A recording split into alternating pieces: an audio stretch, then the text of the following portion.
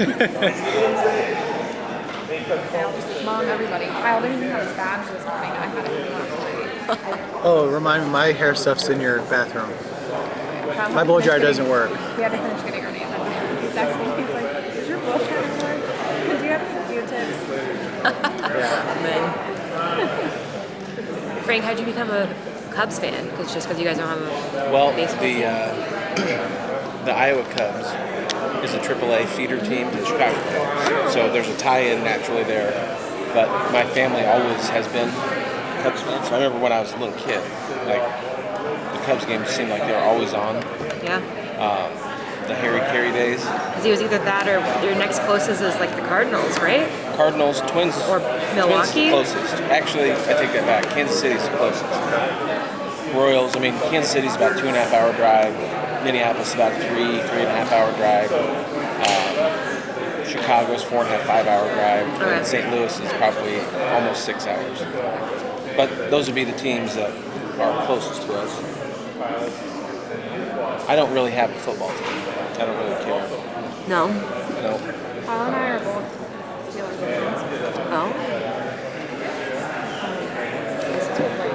Just keep thinking about that Sambuca.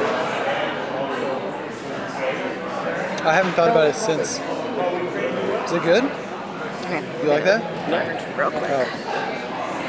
Nope, not really. Yeah. I mean, It's just got that black licorice. I just can't do black licorice. Shannon's mom, Vicky, they're obsessed with that. black licorice. No, just Sambuca. Oh. They actually bring it to weddings. Like, weddings that have their own alcohol. She's like, yeah, I'll bring in a bottle because that's how I end my night. Like, okay.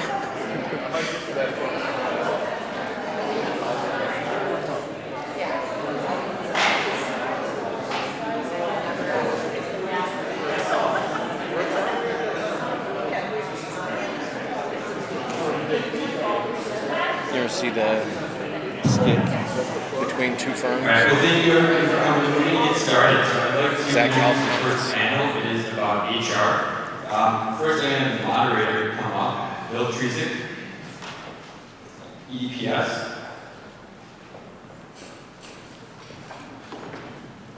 All right, Marc Badalucco with Impact Payments.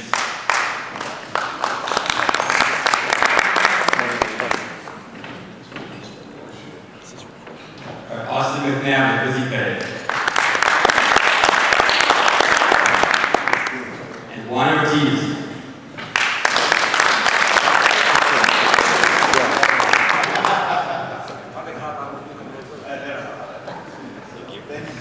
Okay, is this on?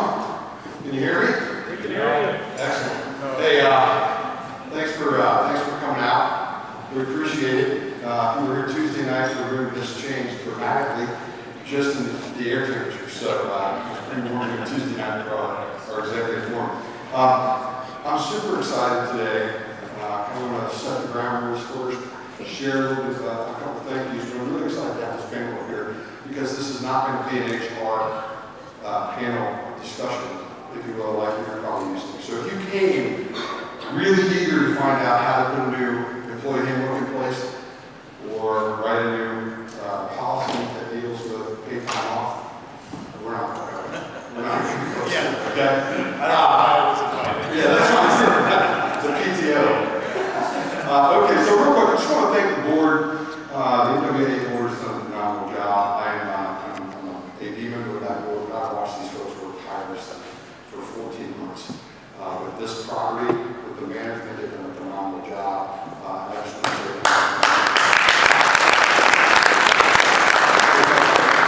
secondly, I'm going to encourage you to be involved today. We have some microphones out in the audience, and this is designed to be participative. I'm going to throw some general topics out. I'm here to facilitate conversation. Pardon me? Yeah, you can ask questions on the mobile app, and we'll get microphone to you. So we want you to jump right in. You're not a section. You're not going to talk for 20 or 30 minutes and then say, are there any questions? A couple house rules, if you don't mind. Please silence your phones. I'm pretty big This is your time to get value out of what we're doing today. We're going to have several panels today that are going to be extremely informative and beneficial. And I just ask you to be present and engaged and get a return on your investment. You spent the time, money, and energy to come here. You've left your job, your career, your business back at home, your family potentially. Please, please, please be engaged and ask questions, okay? Everybody good? All right, so we're going to get started here. First thing I want to do is just kind of share, you know, we've all gone through a unique situation. I'm not going to surprise you with what I'm going to reference, but we're going through a unique situation on the planet that no one alive today, maybe a couple, no one alive today has ever experienced what it's like to go through a pandemic, okay? Certainly, there aren't any real books that we can pull out and read, kind of reference, try to figure out how to do what we need to do. And I don't know about you, but I'm from Ohio. Any Buckeyes in the crowd? Yeah. OH. There we go. Glad to hear that. In Ohio, the governor kept saying, hey, we got 4 weeks, 30 days. Just stay home 30 days. Well, I don't know, we didn't stay home for 30 days, I guess. And then it was 6 weeks.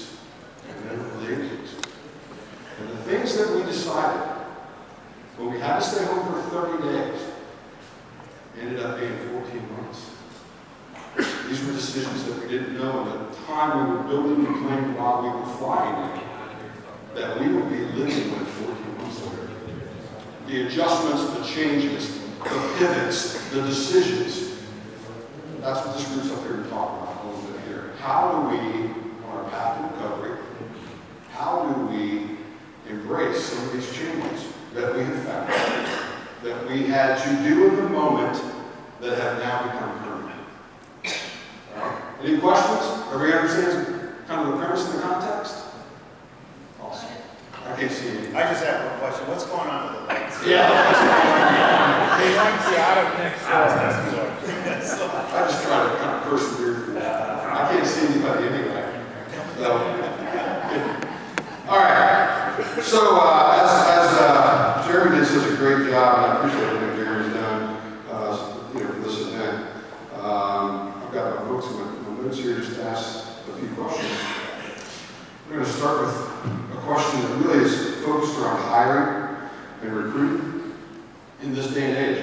We have the hitman, Marc up on stage with us, and that's his area of expertise, but I want everybody to chime in, because we're all business owners, we're all dealing with employees and hiring and training and trying to keep them. So, Marc, what are you seeing out there relative to recruiting, hiring? What are employee candidates requiring? What are you hearing? That's a good question. It's a loaded question, too. First off, thanks for having me on this.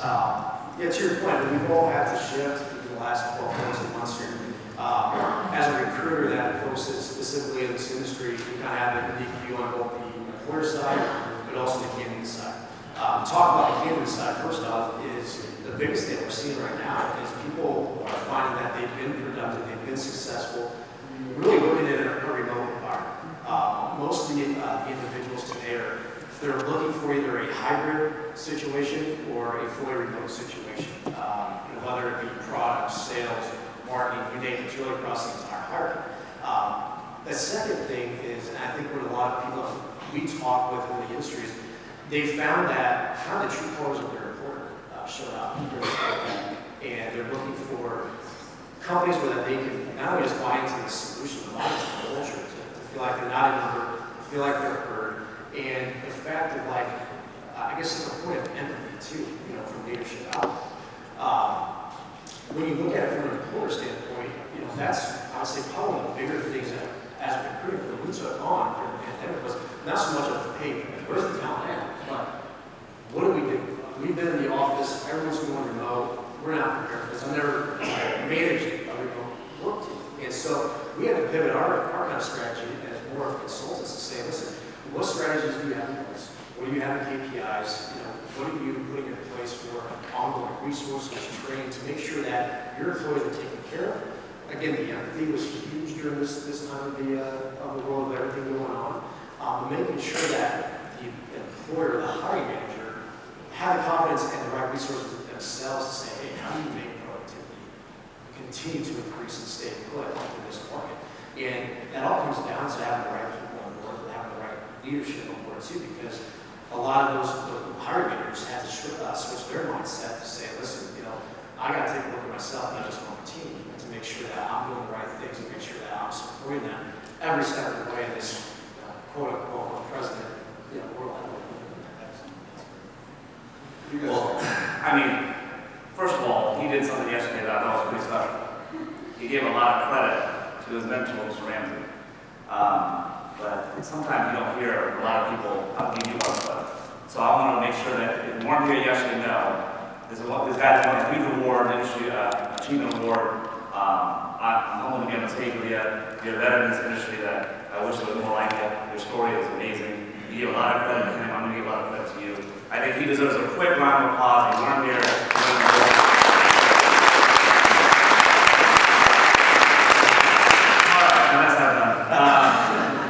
I think it's an interesting question. When it happened, last year in March, I remember my business partner. He was in Florida, Arizona. He was taking his son to a baseball game. They were doing spring training, and by the way, the world was shutting down.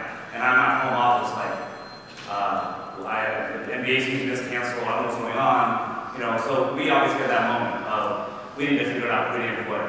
A month passed, we did the basics, everyone said 30 days at home, whatever, stay alive. We're in Iowa, by the way, it is a state.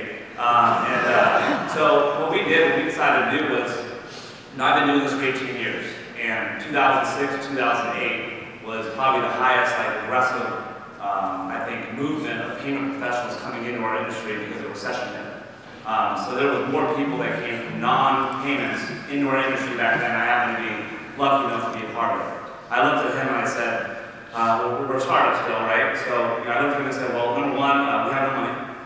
Number two is the world feels like it's ending. I think we need to spend more money and double down on our recruiting efforts.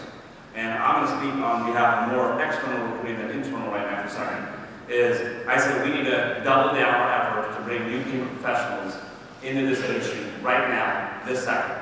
There's going to be more entrepreneurs that come into the payment space in the next 5 to 10 years because of the pandemic itself. So we took that negative, we turned it with positive. We were moving customer service reps and tech reps to recruiting, and we got bombarded with well over 55,000 resumes across the country of people getting laid off, moms getting laid off, dads getting laid off, bartenders, no job. I don't know if I'm going to be in or I'm not going to be in. Individuals that couldn't stand working locally last year, so they wanted to be able to have human connection and work in small towns across America, which is what we focus on. And so we doubled down our efforts, and we have brought in, and we've been lucky enough to bring in 8th grade teachers and individuals that never knew they had the entrepreneurial spirit to actually come into our world in the payment space, which by far is one of the best businesses to be in the world, I think, and actually take a chance, take a risk. This was the time. They were collecting unemployment anyways. The back was against the wall, so they had to make some change, and they did. And we were lucky enough to be a part of a lot of these success stories that we're seeing throughout our company. And I think a lot of you that if you own a company or been around the block, you're probably seeing them as well. So I would say that that was our focus. That's our focus today. And you would think that COVID would knock me on my knees. Well, it did. It knocked me on my ass for about 30 days until I figured it out and I had to find a solution. And then that's what we did as a company. And I think a lot of you that I know that's in this room probably did the same thing. And I'm just kind of speaking on behalf of a lot of you guys that have done a good job too. So. How many would like 3 Austins on your team? Right? we could change the world with that kid. And I call him kid because he's young. Couple things that both of you said I think is important. Let's first of all divide recruiting into salespeople, because that's very different, versus operations and customer service, right? And I like what Marc was saying, we went in this pandemic to a place where we were working remotely. The challenge with working remotely, it works if the people who are working remotely actually work. So they're showing up on Zoom, and we know they're wearing nothing below their shirt, but are you actually working when this thing is done? Now there were people that worked even harder for them. They couldn't get away from work. They couldn't close the laptop. And it hurt them. But the majority of people do not manage themselves well at home. And Mark made a good point. That means the people leading the people at home have to manage well. That was such a good point because it's like, it's two-sided. If you're gonna be a part of a company that's gonna work remote, you gotta make sure the people managing that remote crew knows how to manage. Or you're gonna be going through a lot of people. Now in the sales aspect, you're looking for guys that are hungry. You're looking for men and women who say, I want to make money. I would never hire a salesperson who doesn't want to make money. I just want something really nice. Someplace I can call home. You're like, yeah, this is not for you. Salespeople are different. And they're out there. I give you credit during a pandemic. You're like, no, I know exactly what I'm looking for, and they're out there. And those salespeople are saying, I don't want to be home. How many are like me, you have to be around people to feel like you matter, right? Salespeople are like that. We're storytellers, and they're out there, but you got to go find them. And one of those ways is to get energy going. I'd work for this guy. I'm going to work with him. You get this guy on the phone talking to someone who would not work for him. You need that energy in that presentation. So it's very different when recruiting for a certain type of staff versus a salesperson. Great. Anyone else want to chime in? I think that goes to internal employees too. So I talk more on the sales side. You get to the point about there's two different routes. So as you're building your companies up, I've learned a lot. Trust me, I didn't know half the shit that I had to go through. So, and I figured it out real quick, right? One thing we did really well at is building a very confident framework of company culture. Everyone from our janitor to the CEO understands our why, what we believe in, what we stand for. And we actually were hiring during the pandemic. We weren't firing. We were hiring. We just doubled our growth this year, but it's important to build that culture because that culture that you're building at your companies, through COVID, there was a lot of negativity last year. It sucked. I hate negative people, let alone this negative, this everything, right? We had to go through that, so then we had to make sure that the people that were coming on board had the energy, had the mindset that we had, and understood our why as we grew our company out. And so the biggest thing when you're building that out is if you don't have your company culture right, you better look in the mirror real quick, because you're going to be getting passed by a lot of companies out there, because this industry is just not going to be disrupted by technology. Technology is cool. We just got a guy flying in space like 2 weeks ago, right? So that's dope. We can do it. We know we're the greatest country in the world. We can build technology any given day. That's the easy part of our business. But the hard part is how do you build a culture that is actually willing to do it the right way transparently, do it the right way, stand for the small business owner, which, by the way, we are the individuals that are taking care of those people across America, right? So that's where you have to start. Don't start with, let me get my first sale. Start with, if I get my company culture right, the rest falls in play right behind it. You mess that up, you're going to end up like most of the dinosaurs in our business. There's a lot of dinosaurs in our business. There's more bad apples than good